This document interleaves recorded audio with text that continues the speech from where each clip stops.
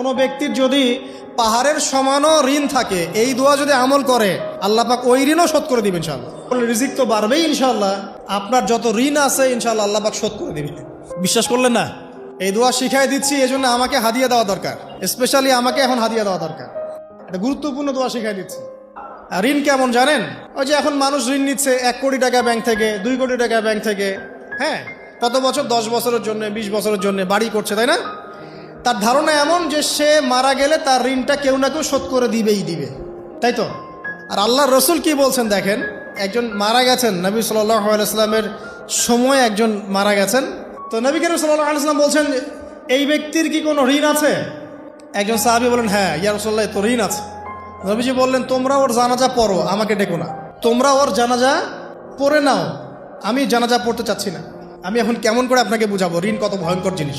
আপনি যে ব্যাংক থেকে 3-4 কোটি টাকার লোন নিয়ে রাখছেন, লাখ লাখ টাকা লোন নিয়ে বসে আছেন, দিব্যি সুখে বসে আছেন, এমন চিন্তায় যে আপনার মৌত হবে না। আর নবী সাল্লাল্লাহু আলাইহি ওয়াসাল্লাম সময়ে একজন মারা যাচ্ছেন, তিনি বলছেন তোমরা জানাজা পড়ে নাও, আমি জানাজা পড়তে চাচ্ছি না। মানে ঋণগ্রস্ত ব্যক্তির জানাজাও তিনি পড়তেন না। তারপরে একজন এসে বললেন, ইয়া রাসূলুল্লাহ, আমি তার ঋণ শোধ করে দিব, তার যা ঋণ আছে আমি শোধ করে দিব। তখন নবী এসে জানাজা পড়লেন সাল্লাল্লাহু আলাইহি ওয়াসাল্লাম। তা আপনার এই কোটি কোটি টাকা ঋণ শোধ করার লোক তো রেডি আছে নাকি?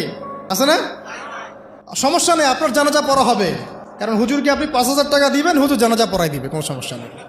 তারপরে আপনার মিলাদও হবে, আপনার একটা বড়সড় দোয়াও হবে ইনশাআল্লাহ। কিন্তু আল্লাহ পাক বলেছেন যে শহীদ, আল্লাহর পথে যুদ্ধ করে শহীদ হয়েছে, এই ব্যক্তির আত্মাও ঝুলে থাকে যতক্ষণ পর্যন্ত না তার ঋণটা শোধ করা হয়। এবার বলেন আমি কি বুঝাবো আপনাকে? আর কিছু বলতে হবে?